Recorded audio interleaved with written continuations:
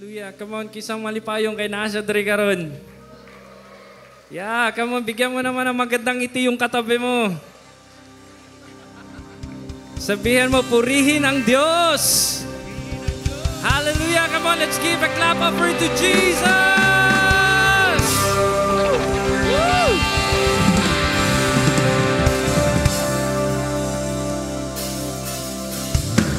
Come on.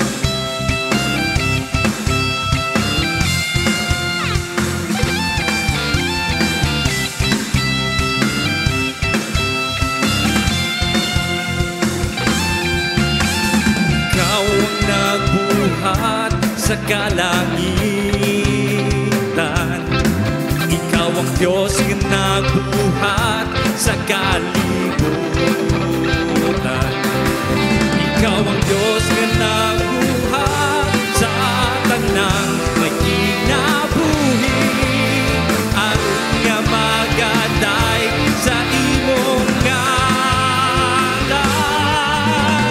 Pagasimbahon, pagasimbahon ka. Diyos na gamhanan, pagasimbahon ka. Pag-aawitan, pag-aawitan ka. Diyos nga balaan, pagasimbahon ka. Come on! Ikaw ang nagbuhat sa kalangitan. Ikaw ang Diyos na nagbuhat sa kalibutan. Ikaw ang Diyos na nagbuhat sa tanang may kinabuhi. Aron nga magaday sa imong ngalan. Pagasimbahon, pagasimbahon ka. Hallelujah! Diyos na gamhanan, pagasimbahon ka. Pag-awitan, pag-aawitan, pag-aawitan ka. Diyos nga balaan, pagasimbahon ka. Yeah! Come on! Kung merong pagpupulong sa labas dahil nagrarani sila, meron din gathering of the saints in this place. Hallelujah! Yeah! Ikaw ang Diyos nga nagbuhat sa tanang may kinabuhi. Aron nga magaday sa imong ngalan. Pagasimbahon, pagasimbahon ka. Yeah! Diyos na gamhanan, pagasimbahon ka. Pag-aawitan, pag-aawitan ka. Diyos nga balaan, pagasimbahon ka. Pagasimbahon, pagasimbahon, pagasimbahon ka. Hallelujah! Diyos na gamhanan, pagasimbahon ka. Pag-aawitan, pag-aawitan, pag-aawitan ka. O Diyos, Diyos nga balaan, pagasimbahon ka. Pagasimbahon, pagasimbahon ka. Diyos na gamhanan, pagasimbahon ka. Pag-aawitan, pag-aawitan ka.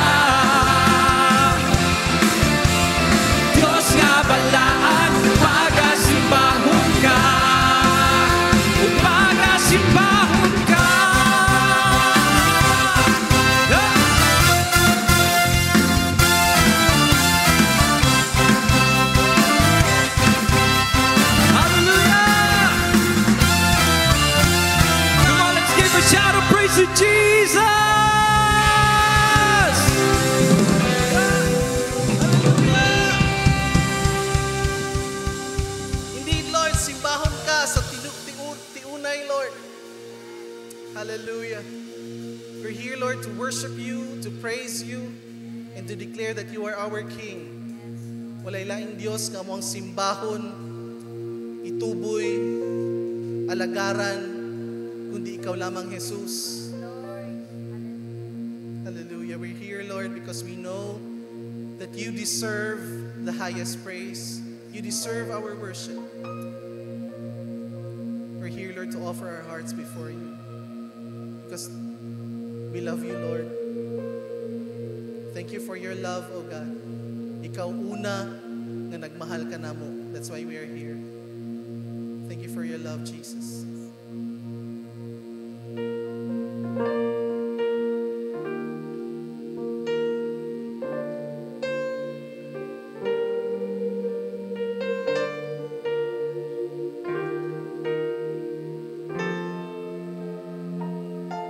My God is faithful.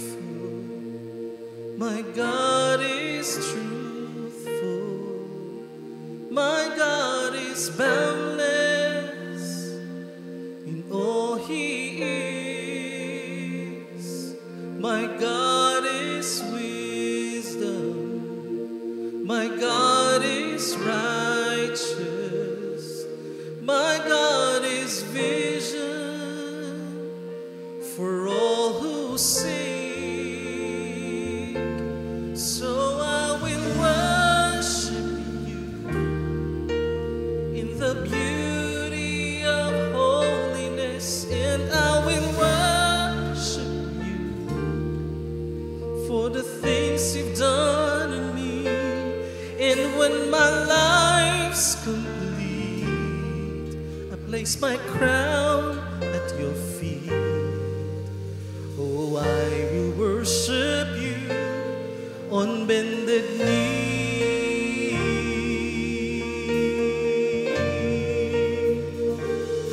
My God is power.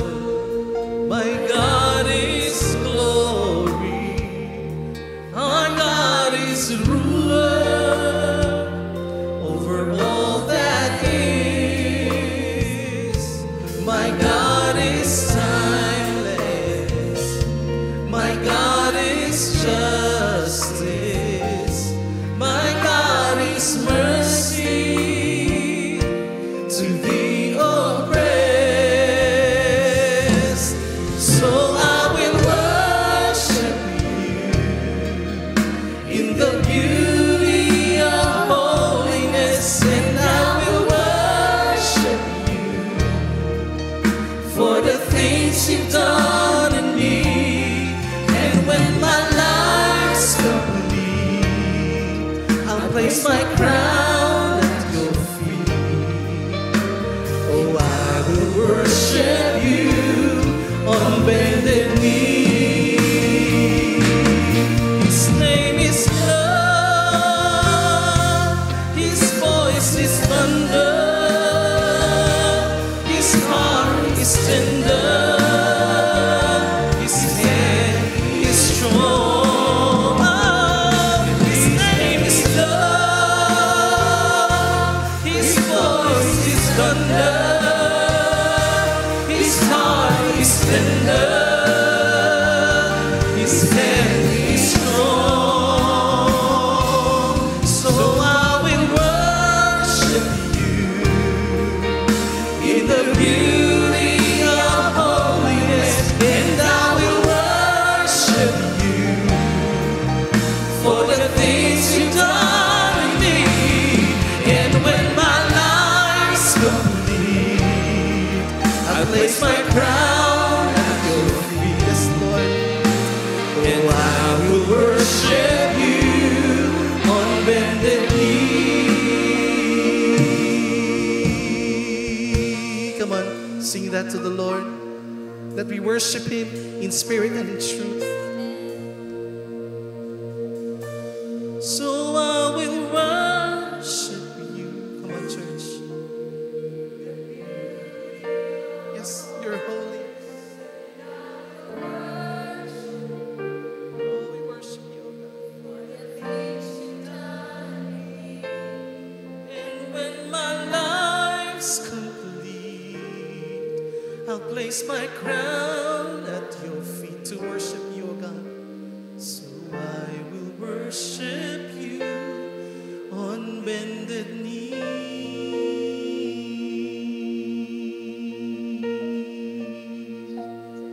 We adore you. We worship you. Oh, I worship you. Yes, we worship you, our God.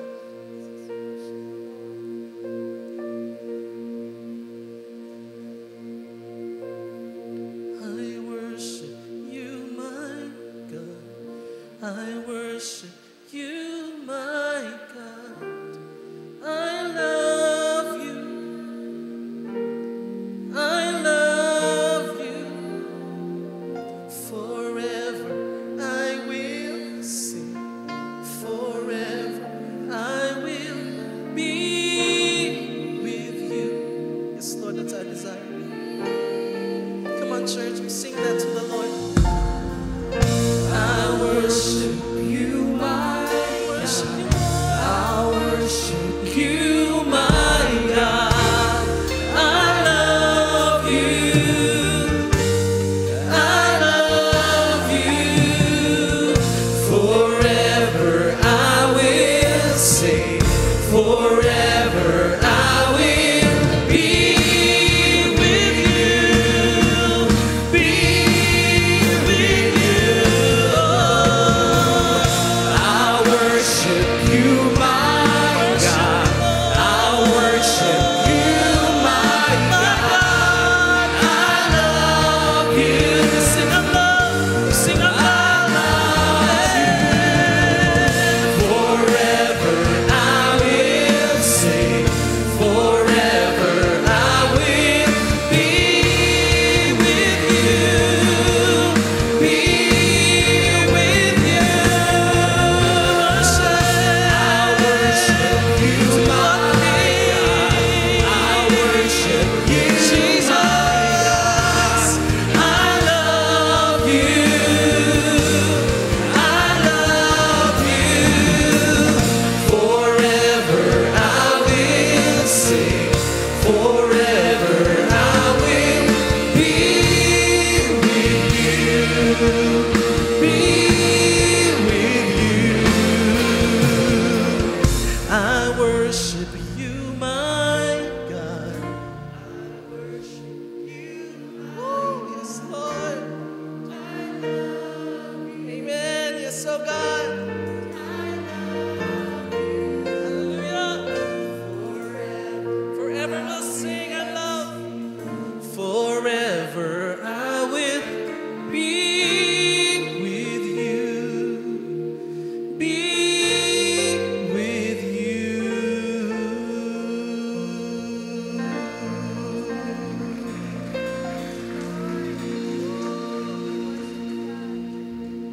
Forever we will be with you, Lord. We come before your throne with grateful hearts, O God.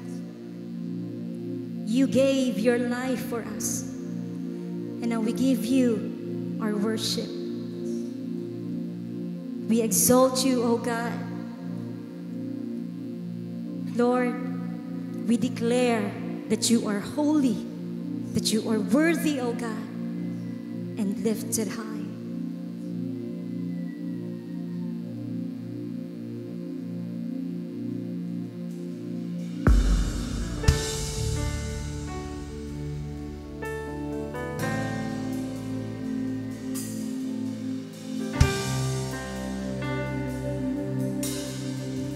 All together we sing. Worthy is the Lamb who was slain. Holy, holy is He. Sing a new song to Him who sits on heaven's mercy seat. Worthy is the Lamb who was slain. Oh,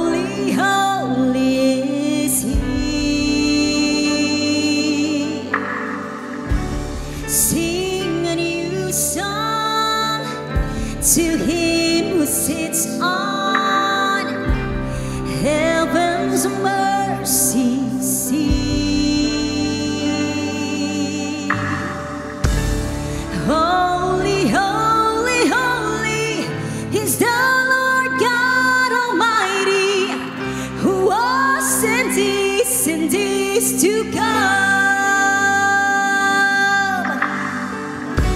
With all creation I sing praise to the King of Kings. You are my everything, and I will adore you.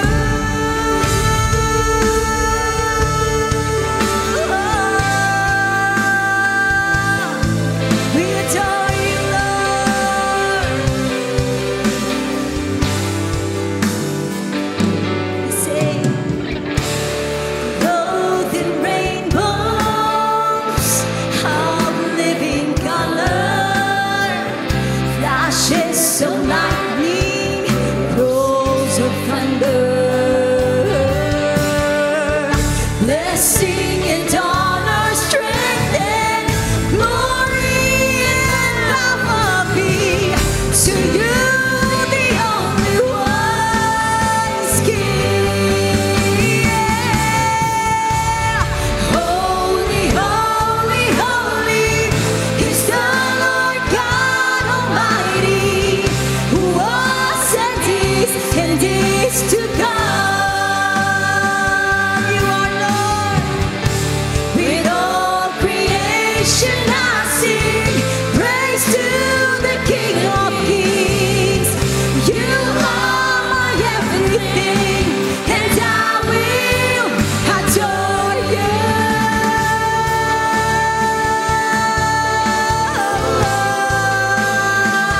Hallelujah. Abba Father, we adore you. There's no one like you, Lord. Come on, lift up your praises. Pour out your heart to Jesus.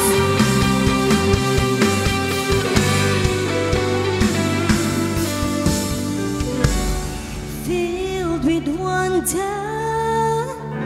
awestruck wonder at the mention of your name. Come on, let's sing it again. Filled with wonder,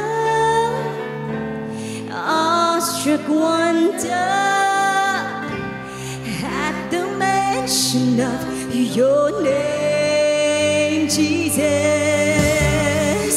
Jesus, your name is power, breath and living water. Such a marvelous mystery.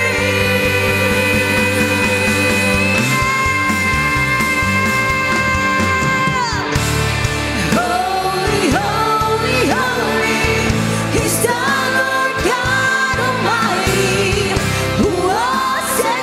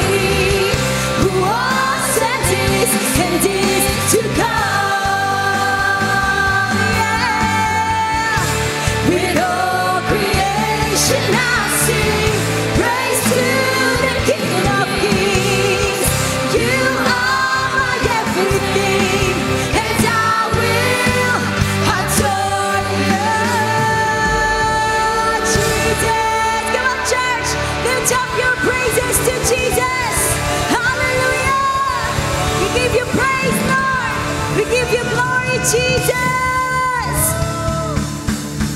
Holy, holy, holy, our Lord God Almighty, who was, who is, and He is to come, O God. Father, You are the one that we worship in this place.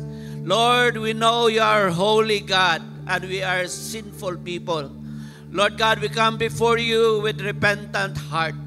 Lord, we acknowledge, Lord, ang aming mga shortcomings, mga kasalanan, mga failures, O God.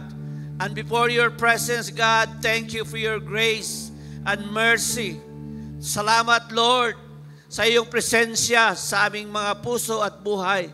Ikaw po ang nagbago sa amin, Panginoon. And once again, Lord, You will continue to speak into our heart. And Lord, You are going to change our lives, Father. Lord God, today we are interceding for the whole country. Dahil meron pong national demonstration today, Father. Aming pinagpray ang lahat ng mga Filipinos in every place, O God, that You will protect, Lord, these gatherings na walang untoward incident na mangyari, Panginoon. You are going to protect, Lord, Your people. And we pray, God, that You will expose whatever You want to expose, O God. And we pray, Lord, for national transformation, Father. Lord, we pray for our leaders, ang aming presidente, ang lahat ng mga opisyalis sa gobyerno. Father, Lord, nothing is hidden from You. And so, Lord, we just trust You, God. You are the one, Lord, orchestrating everything that's happening, Father. Lord God, I pray for the hearts of Your people. The Philippines is a Christian nation, O God. But look at us, Father. What kind of Christians we are, O God. Lord, we come before You with repentant heart. Pasaylo ami Ginoo, baguha ang among mga kasing-kasing. Expose, Lord, ang hypocrisy ng aming sambayanan, O God. And Lord, i-allow ni mo, Lord, ang katotohanan, ang lumabas, at Ikaw, Lord, ang mag-glorify sa aming mga buhay, Father. Lord, I pray today sa lahat ng mga kasimbahanan, mga evangelical Christian churches, O God, that, Lord, ang mga preaching, ang the word, ang Lord, ang ma-preach at maintindihan ng mga tao, Father. Lord, I pray, God, for salvation sa lahat ng mga Pilipino, O God, at sa aming mga opisyalis. Because unless Jesus, Lord, is totoong nasa loob ng aming mga puso, hindi po magbabago ang aming mga buhay. Lord God, I pray for our worship time today. I pray, Lord, for Your word. You will minister to each one of us. And I pray, Lord, sa aming mga first-timers na aming na-invite ngayong hapon, Panginoon. You love them. And Lord, You want them to belong to Your church, O God. Lord, we give You praise. Pinapasalamatan namin ang lahat na gagawin Mo sa aming mga buhay at puso ngayong hapon, Panginoon. At we give You all the praises and the glory and the honor, O God. In Jesus' name, we pray. God's people will say, shout, Amen. Amen. Palakpakan nato sa Lord. Glory to God. Amen. Welcome everyone. Marami pang upuan dito banda sa left side ko, no? Ipag-pray natin ang ating Pilipinas, no? Alam naman natin ang nangyayari ngayon sa ating country, no? Let's intercede for our country. And then let's welcome our new friends. Ngayong hapon, meron pang mga new friends dyan sa taas. First timers. Can you raise your hands? Kaway-kaway. Meron ba dyan? Meron ba dito? Wala. Kaya pakitaas lang ng kamay para mapansin ko. Wala ba? Dito sa gitna. Meron ba? Ayon? Yun ba? Oh. Welcome dito. Right side. Okay? Dito naman sa baba. Ground floor. Yeah, welcome. Nakita ko yung kamay. Yeah, meron pa dito. Thank you. Thank you. Meron din sa likod. Thank you. You're all welcome. We are happy na nandito kayo ngayon with us, spending your time. Akala ko konti lang tayo kasi nandun kayo sa plaza. Joke lang. So are you ready for the word? I-welcome natin si Pastora Joy Sevilla. Palakpakan natin si Lord. Daghang salamat, Bishop Joel. Kumusta man mo? Ganina ba pag-pray ni Bishop?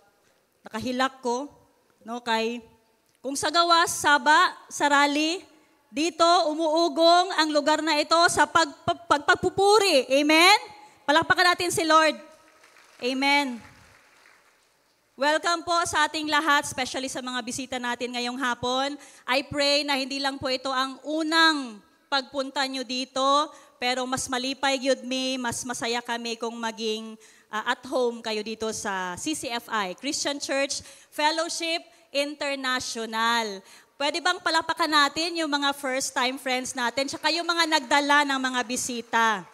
Amen. So we are still on a series about the wisdom of God, about godly wisdom. Okay? And this is the third Sunday na pinag-uusapan natin ang theme na ito. Nagiging wise na ba tayo? Taas kamay. Nagiging wise na ba? I wonder kung anong klaseng hayop o anong klase ng hayop ang pumapasok sa isip ninyo kung naririnig niyo or kung maririnig niyo yung term or yung word na wise. Sige nga, unggoy. Unggoy daw kay Pastora Julnes. Anong hayop ang pumapasok sa isip ninyo pag narinig niyo yung salitang wise? Siguro, itong hayop na ito, pakita natin picture, number 1. Itong hayop na ito, pumapasok sa isip ninyo, snake. Remember, sabi ni Jesus, be wise as serpents and harmless as doves. Diba? Ang iba, ano naman ang naisip ninyo? Baka ito, second picture. Langgam. No, sabi sa Proverbs, go to the ant, consider her ways and be wise. Ano nga ba ang ways ng langgam? Hindi ba ang mga langgam, meron ngang fable, di ba Tora? Fable. Ang langgam at ang tipaklong. Sa tag-init, ang langgam, no, nagagather sila o pagkaon, kay para na sila'y pundo nga pagkaon sa tag-ulan. Okay? Wise sila. Or ito kaya, naisip nyo ba to? Owl? Bakit? No? For thousands of years, alam nyo ba, owl is considered a symbol of wisdom. Kung natatandaan ninyo ang philosophy or literature class ninyo or natin, si Athena, meron po siyang owl on her shoulder. Pakita natin si Athena. Meron siyang owl on her shoulder to symbolize wisdom and understanding. Owls are seen as wise, hindi lang dahil siga ilang mata, malalaki ang mga mata nila, but because they can see what others can't. They stay calm, and even in silence, they reflect discernment. Sabi nga sa Proverbs, even a fool who keeps silent is considered wise. When he closes his lips, he is deemed intelligent. So pag nagahilom-hilom di ka, mura kag nagaisip og lalom, no, ang tanaw sa imuha bright ni, daghanig balan. Di ba gano'n naman yon? Basta sa school, yung mga nerd nasa gilid lang, nag-iisip ng malalim, hindi nakikipaghalubilo. Di ba? Ano naman kaya ang naiisip ninyo sa tao naman? Sige nga, anong klaseng tao ang naiisip ninyo pag naririnig niyo ang salitang wise? Siguro somebody na may gray hair? Oh, nandito si attorney. Ayun. Si Carl. Oh. Sa Up na Disney movie. Or somebody ba na may gray hair, ganito, kasi matanda na yan, dami na experience sa buhay, dami na napagdaanan, grabe na nakawais. Or somebody na may glasses. Tingnan yung katabi nyo. Oy, may glasses siya. Oy, wise siya. Daming naka-glasses. Daming naka-glasses. O baka pang-kuan lang yan ha, pang-forma lang yan. No? Of course, hindi yon ang true sign of wisdom. Though we sometimes associate those things with wisdom. Sinong gustong maging wise? Taas ulit kamay. Ay, gamay lang, taas. O yun, mas dumami na. Pero po, ang tanong, paano ba or saan mo ba kukunin or makikita or makukuha ang wisdom? Saan? Sabi nila, makukuha ang wisdom kapag marami ka ng experience sa buhay. Or pag marami ka ng failures kasi natuto ka na sa buhay mo. Or siguro makukuha ang wisdom sa mga advices ng mga taong may wisdom din. Pero alam nyo ba, ngayon, di ba, we live in the info age. At lahat ng gusto nating itanong, pwede nang i-Google. Google search, tinry ko talaga. Where is wisdom to be found? I-try ninyo. Where is wisdom to be found? Pero wag muna ngayon ha, off muna mga data.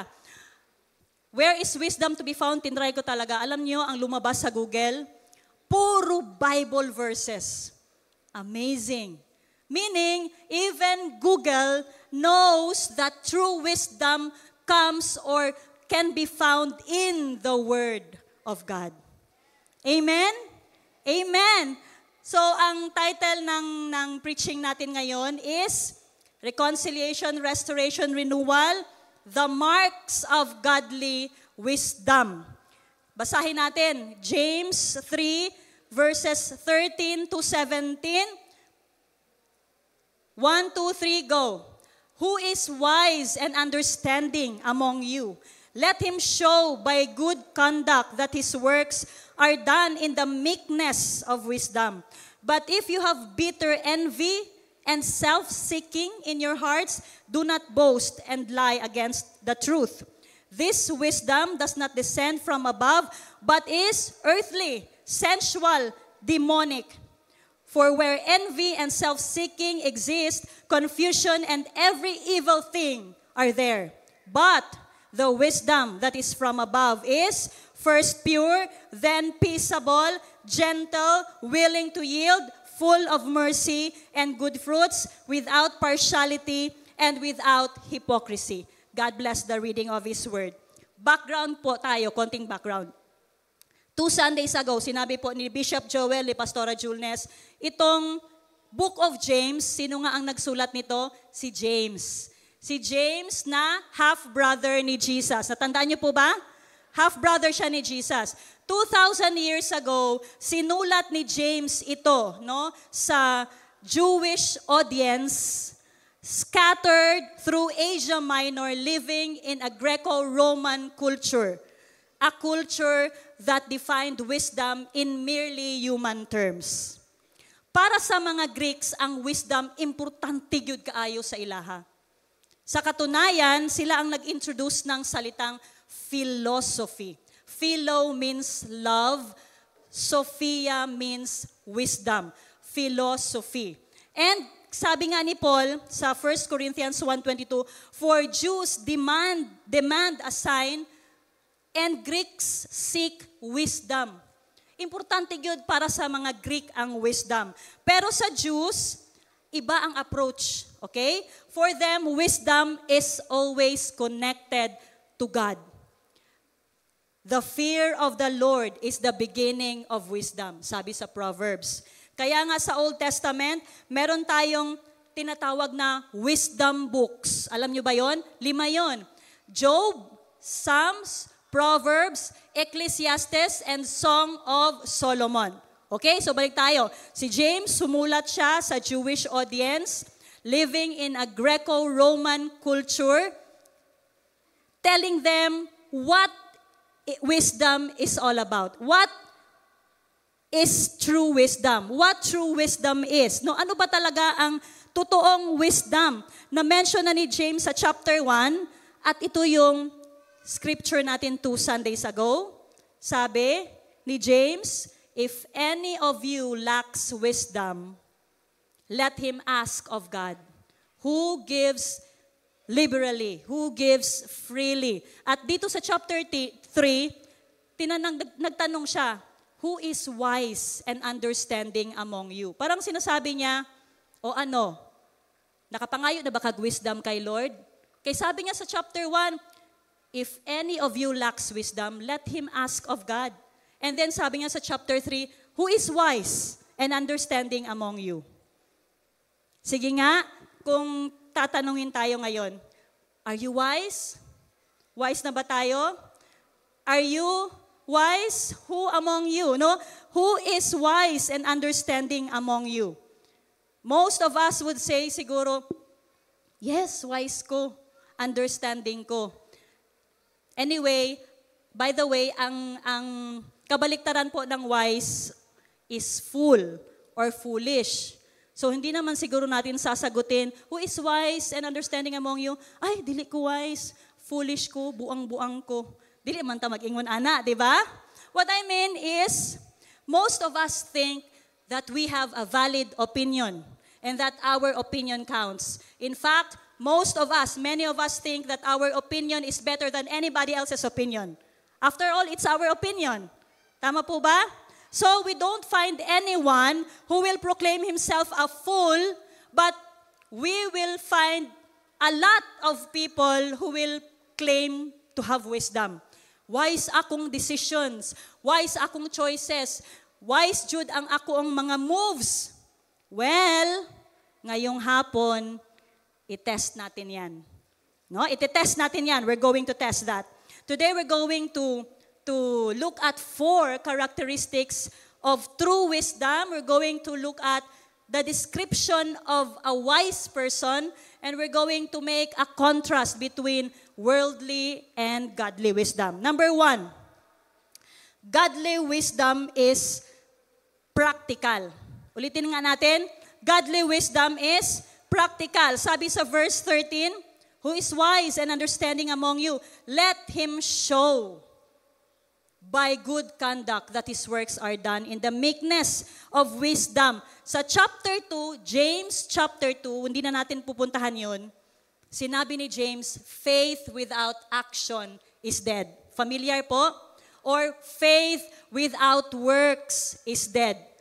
And dito sa chapter 3, parang sinasabi ni James, wisdom without works is dead. Wisdom without action is dead. Kasi sabi niya, who is wise? Are you wise? Let him show. No? Show it. Kung wise ka, patunayan mo. Show it through your actions. You can tell if a person is wise by what that person does. A wise life is a godly life. No? Sabi sa Matthew 11 verse 19, parallel verse niya yung Luke 7:35, but wisdom is justified by her children. Ito po yung time when Jesus, he had a conversation, he's having a conversation with spiritual leaders who are attacking him and attacking John the Baptist. And in that conversation, ang sabi ni Jesus, but wisdom is justified by her children. Ibig sabihin, wisdom is shown by deeds. Nakikita sa gawa. Actions speak louder than words. Ayun po. Dwight L. Moody, isa po siyang preacher and evangelist. Sabi niya, every Bible must be bound in shoe leather. Ibig pong sabihin, the Bible is not just for reading, it is not just for knowing, but it is for living out. The Word of God, God's Word, must be walked out, no? Must be walked out daily sa buhay natin, sa actions natin, sa pananalita natin, sa behavior natin, sa mga choices natin. Sabi nga ni Pastor Kids kanina, paggising mo pa lang sa umaga, meron daw tayong 35,000 na mga choices. Paggising mo pa lang sa umaga, ididilat ko na ba ang mata ko? No? Ganun ba yun? O babangon na ba ako? Makikita yon sa mga choices natin. If you want to find a wise person, godly wisdom is very, very practical. No? Prove it by what you do in your life. Prove it by doing the commands of God. May isang book sa Old Testament, and it is devoted in the application of wisdom. Ito yung Book of Proverbs. Okay? Book of Proverbs. Ang Book of Proverbs, meron siyang 31 chapters. Diba? Proverbs 31, woman, the virtuous woman. Ganahan mo ato? So meron siyang 31 chapters. kung gusto talaga nating makita yung application ng godly wisdom, pwede tayong magbasa ng 1 chapter a day and it will cover a whole month and we will have wisdom. Tama po ba? 54 times nabanggit yung term or salitang wisdom sa book of Proverbs. And it always appears with a practical nature or attribute to it. Basahin natin, Proverbs 1:33. Sabi sa Proverbs 1:33, but whoever listens to me, this is wisdom speaking, sabi niya, but whoever listens to me will dwell safely and will be secure without fear of evil. Chapter 2, Proverbs chapter 2, 10-13. When wisdom enters your heart and knowledge is pleasant to your soul, understanding, discretion will preserve you. Understanding will keep you to deliver you from the way of evil, from the man who speaks perverse things, from those who leave the paths of uprightness to walk in the ways of darkness. Chapter 3, ayaw mo kabalaka, dili na ko hut doon ang 31 chapters. No, Proverbs 3, 7-8, do not be wise in your own eyes. No, abi nimo wise ka, ayaw gyud pagka-wise, no? Pagpa-wise sa imuhang kabubuton or sa imong kaugalingon. Fear the Lord and depart from evil. It will be health to your flesh and strength to your bones. Last na gyud, Proverbs 4:7. Getting wisdom is the wisest thing you can do. And whatever else you do, develop good judgment. This is the mega theme of the book of Proverbs. Ito yung mega theme ng book of Proverbs, and it's very, very practical. How to have wisdom, how to be wise. No? By the way, the Hebrew word that is used for wisdom in the book of Proverbs is hokmah. Hokmah meaning to have a skill or practical expertise. In Proverbs, it means the practical skill to live well. Gusto ba natin na magkaroon ng ganitong klaseng skill sa buhay natin? Kining skill to live well or be an expert in godly living. Na mga expert diri sa mga plumbing, na expert diri sa mga dressmaking, sa baking, unsa-unsa mga skill sa driving. Pero ito ang skill na gusto nating makuha. To be an expert in godly living. Amen po ba?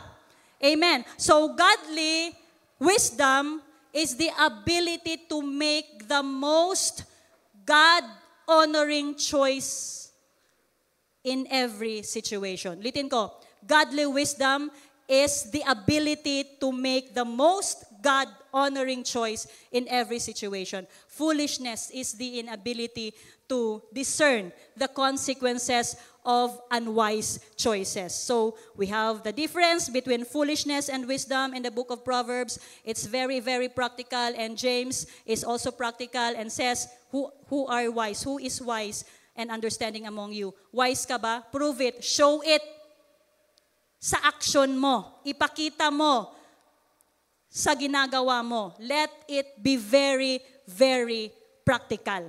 Si King Solomon, siya yung nagsulat. Siya ang author ng book of Proverbs.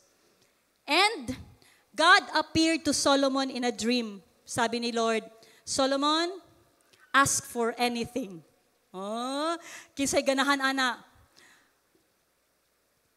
Bishop Joel, ask for anything. No? Ganahan ta ana, ingon ni Jesus ni God kay Solomon, Solomon, ask for anything.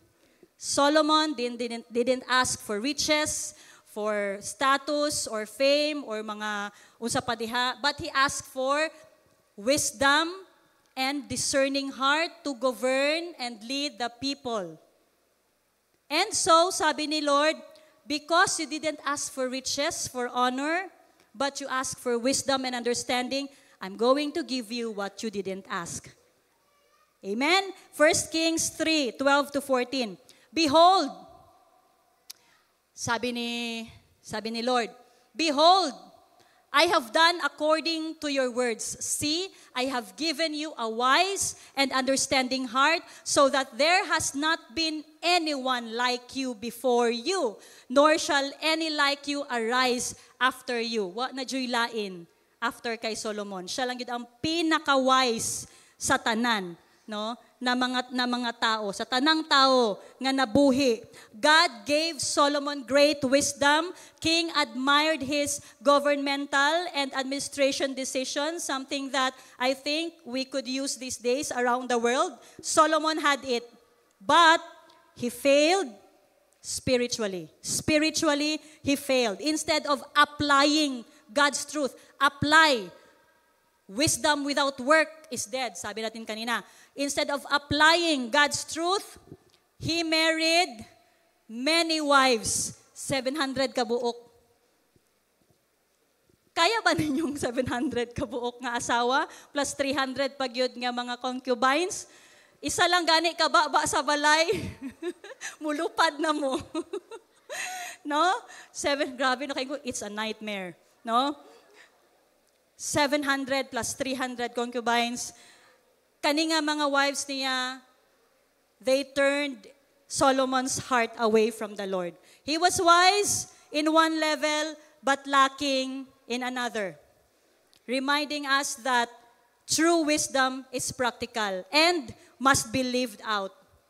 Pero, sa katapusang kinabuhi ni Solomon, no, na iyahapog na kuan, na na-realize niya. Nibalik man siya sa Ginoo, but that's another preaching. So wisdom is the right use of knowledge. Wisdom is the right use of knowledge. Yes, pwede kang maging smart intellectually, and you can be outright stupid morally and spiritually. Yun yung nangyari kay Solomon. So wisdom is, number one, practical. Godly wisdom is practical. Second, godly wisdom is meek. Ingnan mo katapat, meek. Meek, no? James 3:13b, let him show by good conduct that his works are done in the meekness of wisdom. Familiar tayo sa word na meek. It's one of the first words na mababasa natin na sinabi ni Jesus sa Sermon on the Mount. Sa Matthew 5:5, sabi ni Jesus, blessed are the meek, for they shall inherit the earth. Most people think meekness is weakness. Pero hindi yun ang ibig sabihin ng meekness. Kung titingnan natin ang meaning ng meekness sa English dictionary, it has synonyms like docile, passive, and even timid. Okay? But the Greeks, and this is a Greek word na sinulat ni James. The Greek word is the word praos. Sabi ni Pastor Kids kanina, proa, no? Proa pronounce ani. Iyang research proa or praos, no? Proa. Imagine a wild horse na nakawala sa hawla, but it is under the control of a trainer. That is an excellent example of meekness. Or isang taong galit na galit sa'yo at grabe, gusto nang makipag-away sa'yo. Pero instead of answering back with harsh words, you choose your words carefully. You choose your words softly and with respect. Yung galit ng tao na yun, na-diffuse dahil sa meek response mo. That's meekness in action. Parang ointment na nilalagay sa sugat, hindi siya masakit, pero soothing and healing. Okay? So when you encourage a hurting person with gentle words, with meek words, you're showing meekness. Your words become like medicine to their soul. So meekness, ang meaning ng meekness is not weakness, but power under control. Meekness is power under control. Strength that is surrendered to God. Ang isang wild horse, it will kick. Diba? Manipa man na, it will resist the bit and the bridle. Yung bit, yun yung metal piece na nilalagay sa bibig ng horse, at yung bridle, yun yung strap na hinahawakan para i-control sila. Okay? A wild horse will resist the bit and the bridle. But eventually, as it gets used to the hand of the trainer, and the bit and the bridle, the horse, no, it will have poise and dignity. Eventually, magkaroon siya ng poise and dignity. It will be at peace. But it is still a very, very powerful creature. Power under control. Na-imagine ninyo? So for us believers, meekness is the willingness to be under God's sovereign control. Ingnan mong katapad, wild horse ka ba? Tingnan mo siya. Mukha ba siyang kabayo? Wild horse ka ba? Sabihan mo siya, magpakontrol ka na. Amen. Meekness is the willingness to be under God's control. Meekness is part of the fruit of the Holy Spirit. Di ba po? Fruit of the Holy Spirit, love, joy, peace, patience, kindness, goodness, faithfulness, gentleness or meekness, and self-control. And Jesus, He is our greatest example of meekness. No, He used this word referring to Himself. Sabi niya sa Matthew 11:29, sabi niya, "Take my yoke upon you and learn from me. For I am gentle, I am meek, I am praos, I am proa, power under control, and lowly in heart, and you will find rest for your souls." Amen. Balik tayo sa verse 13. Yung phrase po na, in the meekness of wisdom. In the meekness of wisdom. Meekness is the right use of power. Power under control.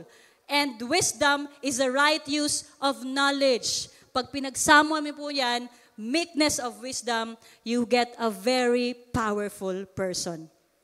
No? Ito yung type ng tao na kahit kaya niyang i-manipulate at i-dominate ang ibang tao, hindi niya gagawin. Ito yung klase ng tao na he uses his power in a controlled and gentle way.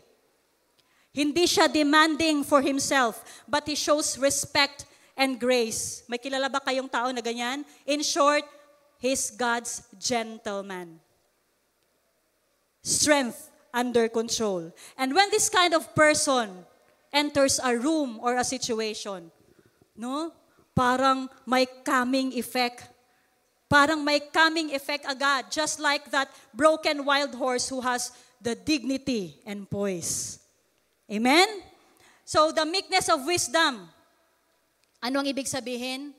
It's when you think of others first. When you're patient with people. Kita ba ya, no? Kasagaran gyud sa atoa, patient ta sa ubang tao, pero sa atong asawa, sa atong bana, sa atong mga anak, rude ta.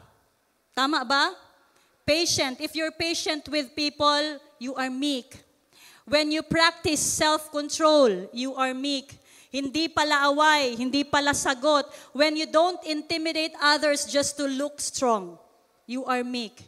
You have the power, but power under control. And when you're open to listen to other people's opinion, that's meekness in action.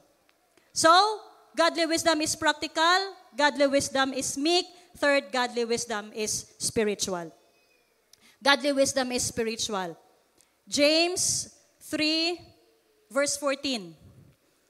But if you have a bitter envy and self-seeking in your hearts, do not boast and lie against the truth. This wisdom does not descend from above, but it is earthly, sensual, demonic. Verse 17. But the wisdom that is from above is first pure, then peaceable or peace-loving, gentle, willing to yield, full of mercy, etc. Balikan lang natin yan mamaya. So nakikita natin dito yung two sources. Two different types. Two different completely kinds of wisdom. First, worldly wisdom na tinawag ni James na earthly, sensual, and demonic. Earthly of this world, sensual of the flesh, demonic of the devil. And these three, the world, the flesh, and the devil, familiar ba? Ito ang kaaway ng bawat believer. The world, the flesh, and the devil. And the second wisdom is the wisdom that is from above, of course. Ano ito? God's wisdom. It's the wisdom that God Himself has, but it's the kind of wisdom that God is willing to share with us. Ganda, no? It is God's wisdom, pero willing siyang i-share sa iyo at sa akin.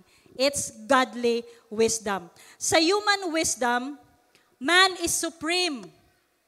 Sariling choices, sariling preferences ang importante. God is irrelevant. Worldly wisdom is all about sarili, self-interest, self-indulgence, self-centeredness. Kaya nga, no, may mga taong ganid. Kasi ito ang wisdom na meron sila, worldly wisdom.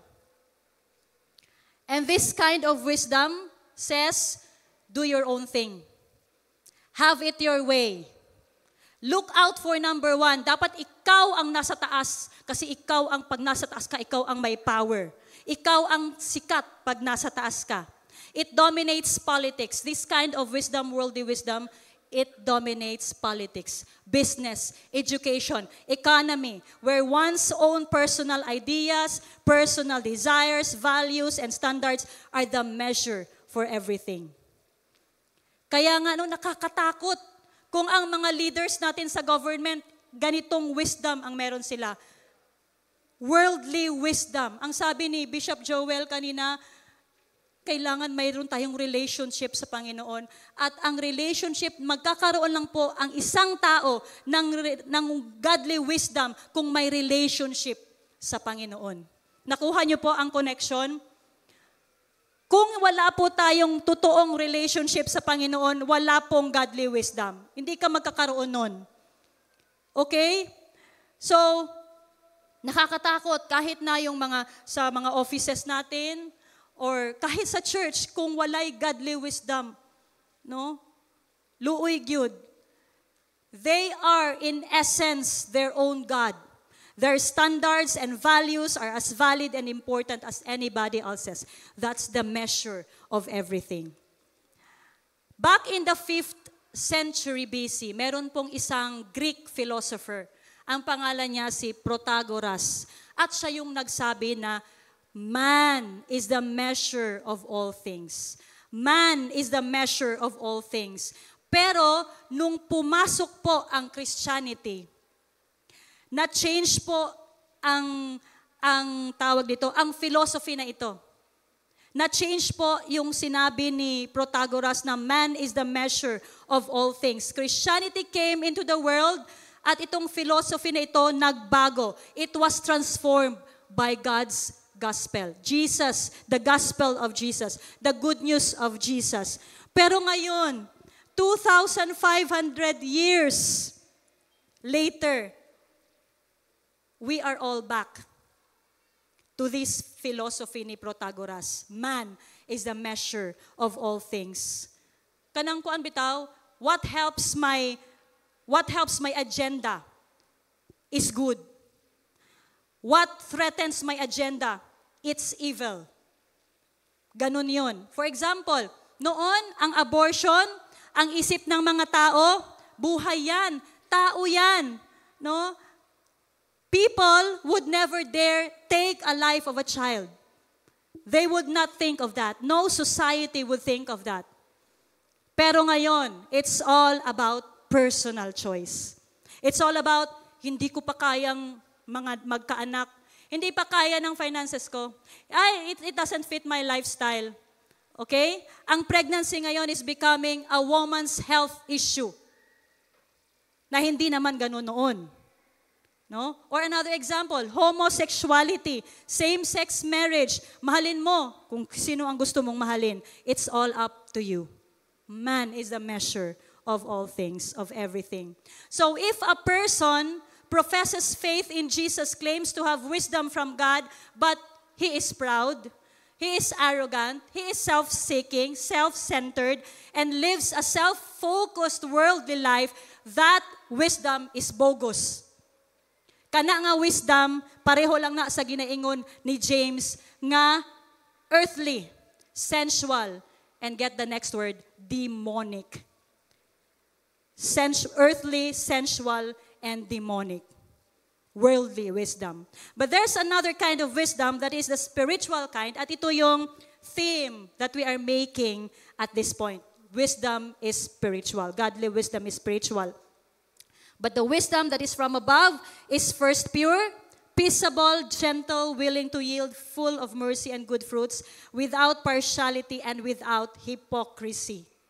The wisdom that is from above, sabi ko kanina, is God's own personal wisdom that He manages the world that He created, but also the wisdom that He will share if we ask for it. No? Sabi, last two Sundays ago, James 1:5, if any of you lacks wisdom, let him ask of God, who gives to all liberally and without reproach, and it will be given to him. This kind of wisdom all begins from above. It all begins with God. Proverbs 9:10, the fear of the Lord is the beginning of wisdom, and the knowledge of the Holy One is understanding. The fear of the Lord is the beginning of wisdom. True wisdom starts with saving faith. Kung nagtuo ka, no, sa Ginoo, you have fear sa Ginoo, that's the beginning of wisdom. Kung gidawat nimo si Jesus sa imong kasing-kasing, imo siyang gituuhan, that's the beginning of wisdom. Without a relationship with God, without a relationship with Jesus Christ, there is no wisdom. Without a relationship with God through Jesus Christ, walay wisdom. There is no wisdom. Nakuha ba natin?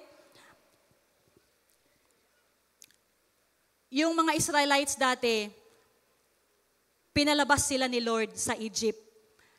No, giutusan ni Lord si Moses, Moses, ikaw ang akong ikuan. Assignment ni mo ni, pagawasa silang tanan sa Egypt, kay nabatian ako ang ilahang kuan, mga mulo. So, ang mga Israelites lumabas sa Egypt, papunta po sila sa Promised Land. Di ba po? At alam ni Lord, may tendency itong mga taong ito na mag-complain. Kabalog yun si Lord sa heart nila.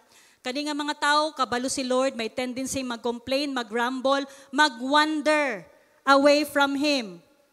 And they made a commitment to God. And God lamented when He was leading them out of Egypt. At sinabi ni Lord, oh, that they were wise, that they understood this, that they would consider their latter end. Deuteronomy 32:29. Alam ni Lord na may tendency silang mag-wander, which is unwise. Kaya if you are wandering from God, you are not a wise person. No? If you are wandering from the Lord, you are not a wise person. The fear of the Lord is a beginning of wisdom. Nganong hiluman mo kaayo? So godly wisdom is, serious kayo mo? Grabe yun ba? Mga wise yun mo kay, grabe, silent and mga intelligent na mga tao. Murag mga owl. Tapos dagko pa yun mong mga mata. Wadyo natulog ba? Naging yung mga mata sa ako, oh. Grabe. No, palapakan na to, be. Good job. Okay. Godly wisdom is practical. Godly wisdom is meek. Godly wisdom is spiritual. Godly wisdom is pang-upat. Godly wisdom is fruitful. Ay, kani. Fruitful. Sa verse 17, nabasa natin kanina, paki-flash sa screen. Wisdom that is from above. Nandyan yung mga listahan.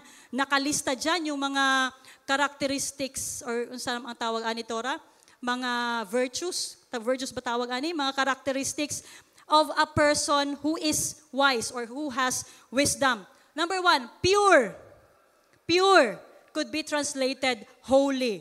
This is the effect of a transformed life Pag naanata sa Ginoo, pag naana si Jesus sa imong kasing-kasing, nagiging pure tayo. He cleanses us, He purifies us. Tama po ba?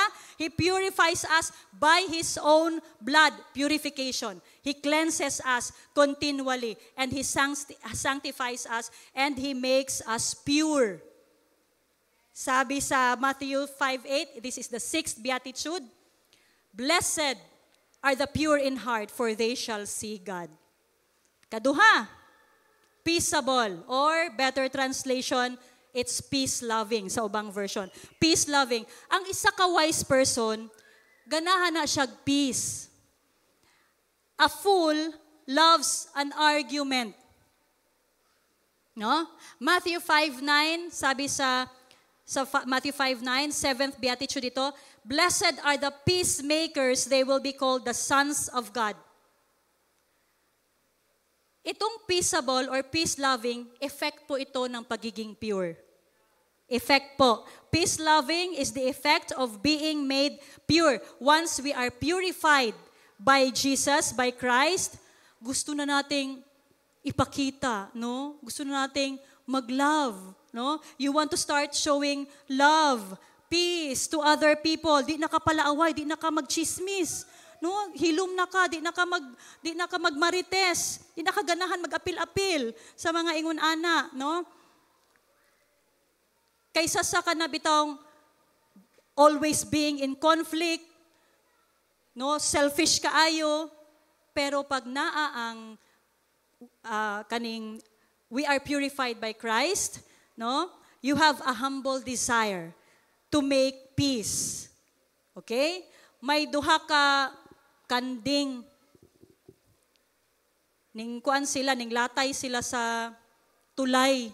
Unya ang tulay narrow kaayo, murag isa lang yun kakanding ang makasulod, ang makaagi, isa lang yun kakanding. Tapos ang ilalom, pertijud kalalom na cliff. Unya nagtagbo sila. Pag abot nila sa tunga, uy, gusto na ako mo ato spikas. Ako po, gusto po na ako mo ato spikas. Unsaon man ato ron bay? Unsaon man ron? Di mo ko pwede mo atras bay. Ako po, di ko pwede mo atras bay. So, nag-negotiate silang duha. Ang isa kakanding, ning duko. O sige bay, laos na bay. So, ang isa kakanding, ning patong, o ning diretsyo. Nag-negotiate silang duha. No? This is the idea of peace-loving. Somebody who makes peace. Lahat po ng gusot ay napag-uusapan. Amen? Lahat po ng gulo, lahat may solusyon, pwedeng idaan sa mabuting usapan. Hindi sa maboteng usapan, ha? Hindi sa maboteng usapan, sa mabuting usapan. Amen. Gentle. Sana wala nang nagbobote dito. No? Amen. Gentle, sweet reasonableness. Sweet reasonableness. Ito yung sabi ko kanina na gentle, being God's gentleman. Being God's gentleman. Alam niyo ba yung word na gentleman? It's an old English term. Originally, a gentleman was somebody of noble birth. Okay? It set a certain class of people apart from tayo, no, na mga average na mga tao. They were like royalty and nobility. Yun pala yung mga gentlemen. So when you and I are gentle, we are showing to other people that we are of noble birth. We are sons and daughters of the King of Kings and the Lord of Lords. We are showing that we are royalty. Hallelujah. Di ba naman ang mga royalty o kanang sa mga hari? Kisa nakatanaw nag mga pelikula sa mga panahon ka na may mga hari, reyna. Tapos sa mga babae, fino kayo sila, niya mo katawa, mga noble birth, mga royalty. Murag ka na. Pakita po daw no, na we are of noble birth. We are royalty. Kamahalan. No? Ana. So nakikita, no? Nakikita sa kilos natin na tayo ay gentle. Tayo ay mga anak ng hari at anak ng hari sa lahat ng hari. King of Kings. Si Lord to. Amen. To be gentle doesn't mean we have to compromise our own personal convictions. Kasi yes, meron naman tayong mga personal opinions, may mga biblical convictions tayo. Just be nice about it. Di na yun na tayo, ipangdiin na yun na to na kita yun ang tama. No? Just be nice about it. Just be courteous. Be considerate. It's a good description of gentleness. Amen. Willing to yield. Ito, agreeable, approachable, easy to live with, madaling pakisamahan, easy to work with, easy to be around, not inflexible. Example, nag-away mo sa inyong bana, nganong inyo man, sa imong bana, nag-away mo, unya, ingon sa bana, mali jud ka, ay, ikaw jud ang mali, ako jud ang tama, wa jud magpalupig. Ikaw ba yun?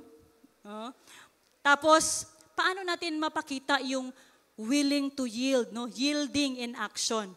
Pwede nating sabihin na, you may be right, I might be wrong, pero pwede ba, explain mo sa akin, ipasabot gud sa ako, beloved be, kung unsag yun ang imong point, unsa ang imong point, love? Siguro, oo, mali ko, ikaw tama, sige daw, unsa imong point. It's choosing connection over control. Yielding is laying down pride to seek understanding instead of winning. Okay? Yielding is not weakness. It's wisdom choosing its battles. Amen. Full of mercy and good fruits. This speaks of compassion and wanting to alleviate the suffering of others. For example, na kay friend, confess sa imuha, sa iyahang sala nga, makauulaw nga sala. Instead of judging him or her, paminawan mo siya, i-pray mo siya, dili mo siya i-chismis, okay? Let trust grow, let healing happen, and let him or her experience God's grace through you. Full of mercy and good fruits. Of course, marami pa tayong example niyan. Pero, move on na tayo. Without partiality and without hypocrisy. You are genuine. You are the real deal. A wise person is authentic. Example, you are patient. Sabi ko kanina, you are patient with your boss, you are patient with your mga kauban sa work. You are patient with your disciples. Pero pag abot sa imong bana, pag abot sa imong asawa, sa imong mga anak, rude ka. Okay? Murag ako man siguro to. Dapat same character everywhere. Amen. Without partiality and without hypocrisy. So godly wisdom is not just about what we know, but godly wisdom is about who we are and how we live. Wisdom from above is first, pure, peace-loving, gentle, willing to yield, full of mercy and good fruits, without partiality and hypocrisy. In short, godly wisdom is always fruitful. Nakikita ang wisdom, godly wisdom sa buhay. When Christ lives in us, yung wisdom niya nakikita sa karakter natin. Paulit-ulit na po ako. Ito yung klase ng wisdom na nagtatransform sa atin. Nabibless ang ibang tao at nag-glorify si Lord. Nagbibigay ng glory kay Lord. I will end with this story. May dalawang lalaki. Gusto nilang magpatayo pareho nilang gusto magpatayo ng bahay. So yung isa nagmadali siya. He found a flat surface doon sa sand at nag-build siya ng bahay. Sabi ng mga, in no time, naana siya'y balay. Sabi ng mga tao, wow, gi-admire nila ang katunga tao. Ang bilis mo namang natapos ng bahay mo. Grabe, ang bilis. Pero itong isang tao, he took his time. No, nagkalot siya, gibutangan niyag mga bato, mas matagal, mas mahirap, at minsan napagtatawanan siya ng mga tao. Sabi ng ibang tao, kadugay ba niya? Uy, no? Kadugay niya, maulang na ang iyahang itukod, kagamay-gamay nga balay, tapos kadugay niya na human, ang bagal naman. Pero, dumating ang bagyo. Umulan ng malakas, umihip ang malakas na hangin, bumaha. The house that was built on sand, on flat ground, on flat surface, it collapsed. While the house that was built on rock, it remained standing. Amen. Wisdom is not just about knowing what is fast, what is convenient. Dito na lang tayo, mas madali ito. Ito na lang tayo, madali ang pera dito. Wisdom is not about knowing what is fast and convenient. Ano yung madali para sa atin? It's not that.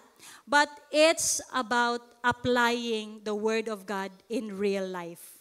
Building on the solid foundation of Christ. Yung wise person, kahit mahirap, kahit matagal, he chooses God's way. Amen? And when storms come, he stands strong. Knowledge builds a house, but wisdom makes it stand. Pwede ba natin ulitin? Knowledge builds the house, but wisdom makes it stand. Lahat ng mga wisdom pwedeng tumayo. Tayo lahat. Wisdom makes you stand. Amen. Balikan natin yung tanong ko kanina, tanong ni James sa ating lahat. Who is wise and understanding among you?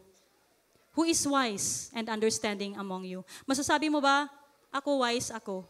Ako understanding ako. Pero ang tanong, nakikita po ba sa actions mo? Nakikita po ba ng ibang tao sa galaw mo? Hindi po ba mas maganda kung ang ibang tao mismo ang magsabi, yun si Dinah, wise yun.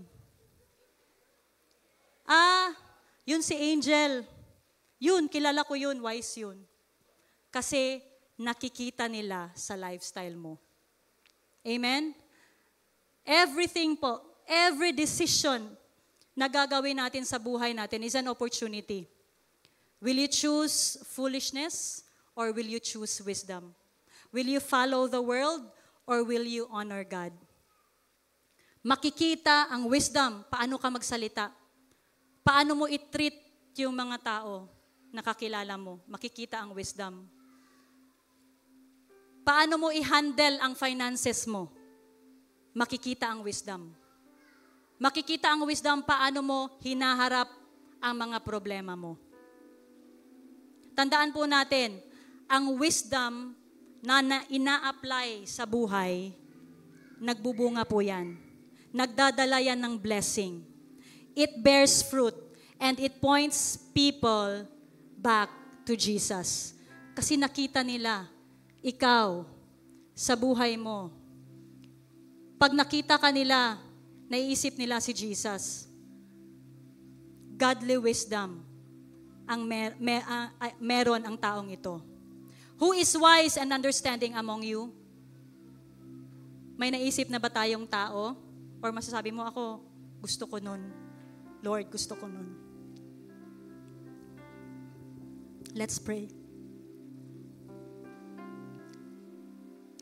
Heavenly Father, we praise you and we thank you, Lord, because you are the source of true wisdom. Father, salamat dahil ngayong hapon, na-remind kami that wisdom is only found in you.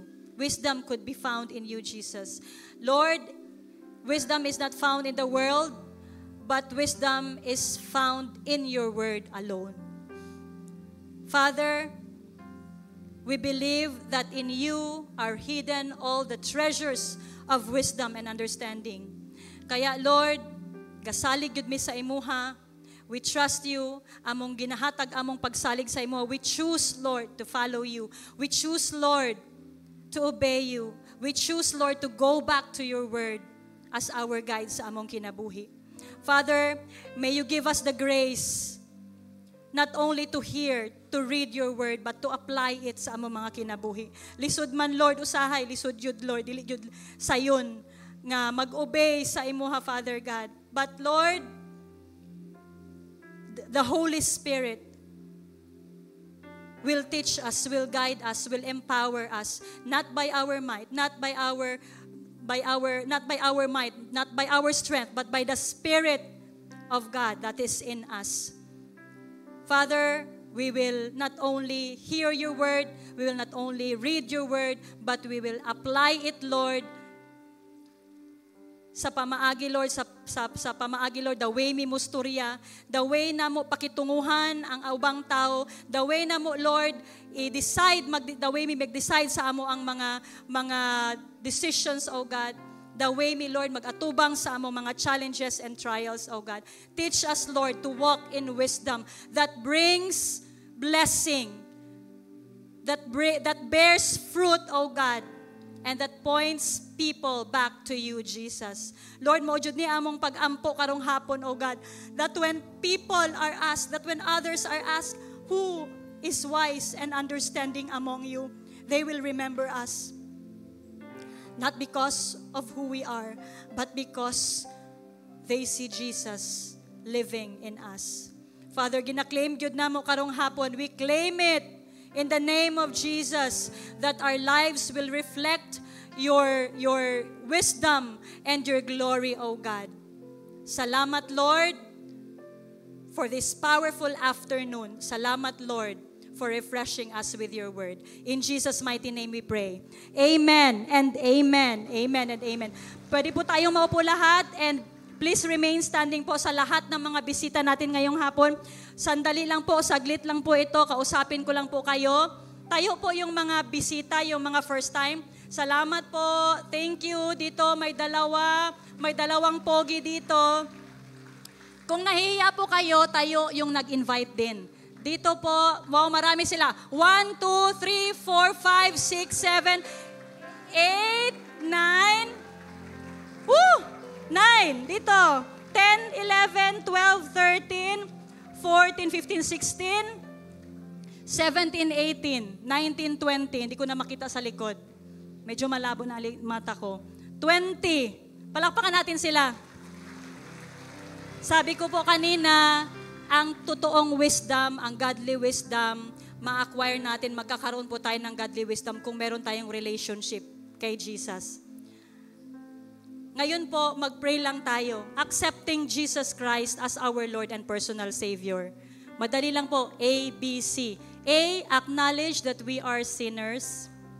B, believe that Jesus Christ is the only one, is the only Savior of our lives.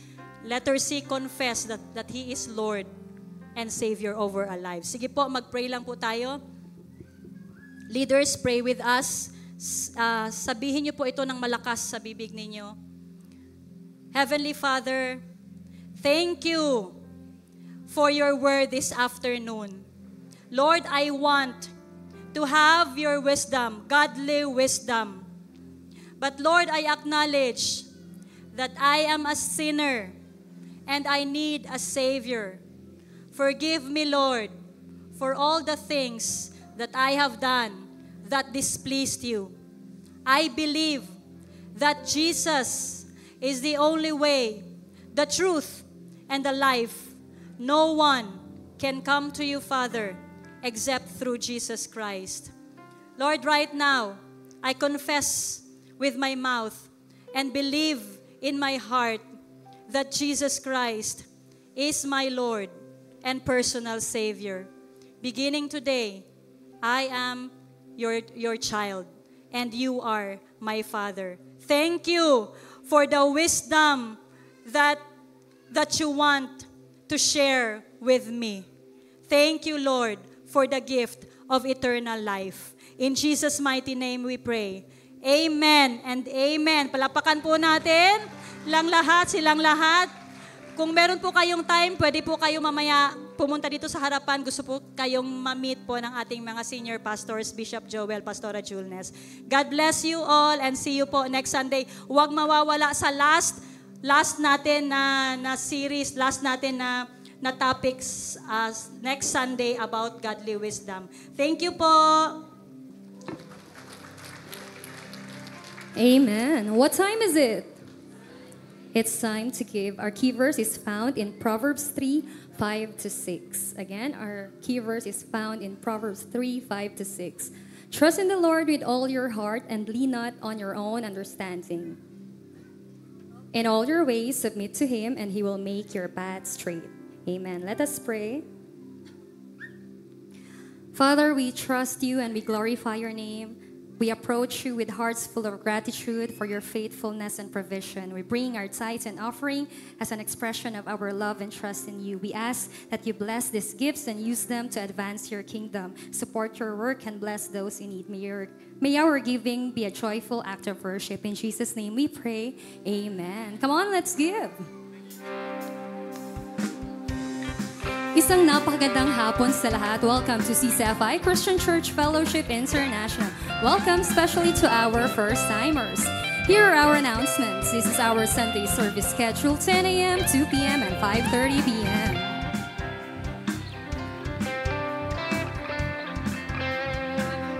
And don't do life alone. Join a life group. Ask a leader.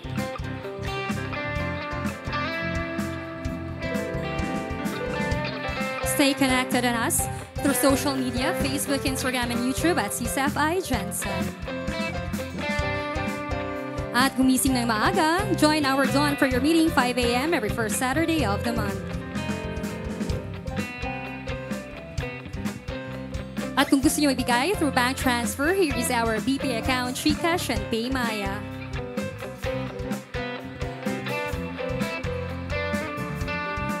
And happy birthday sa lahat ng nag-birthday this week. Happy birthday! And be excited dahil Live Connect na this September 26, 2025, 6:30 p.m. See you there!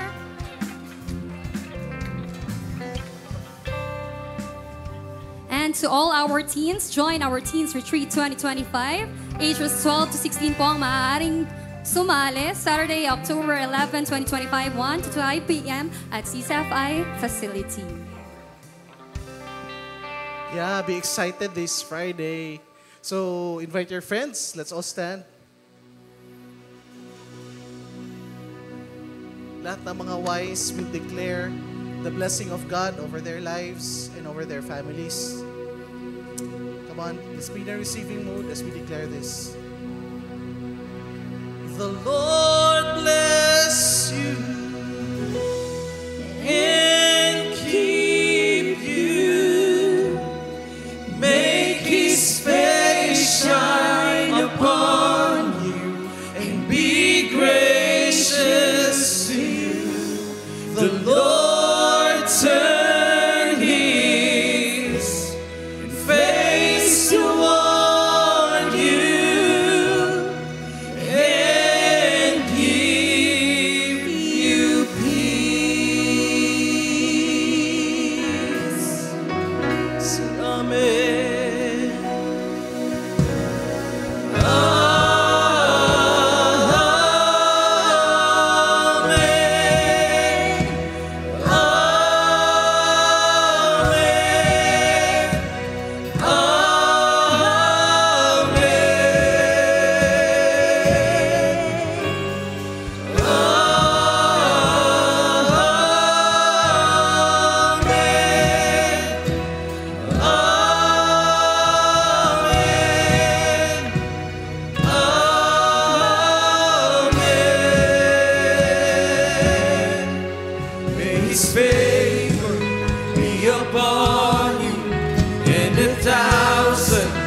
Generations in your family and your children and their children and their children.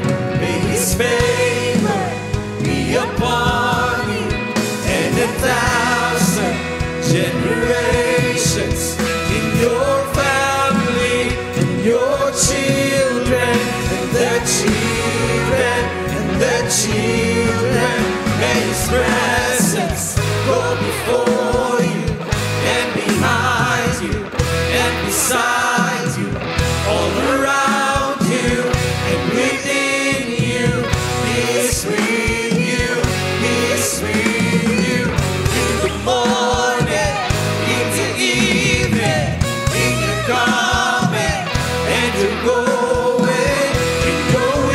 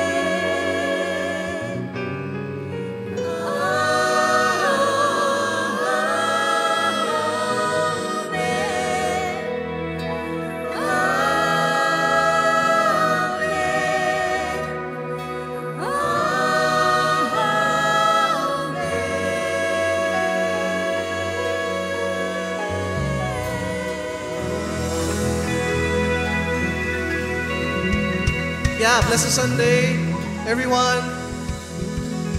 See you next week.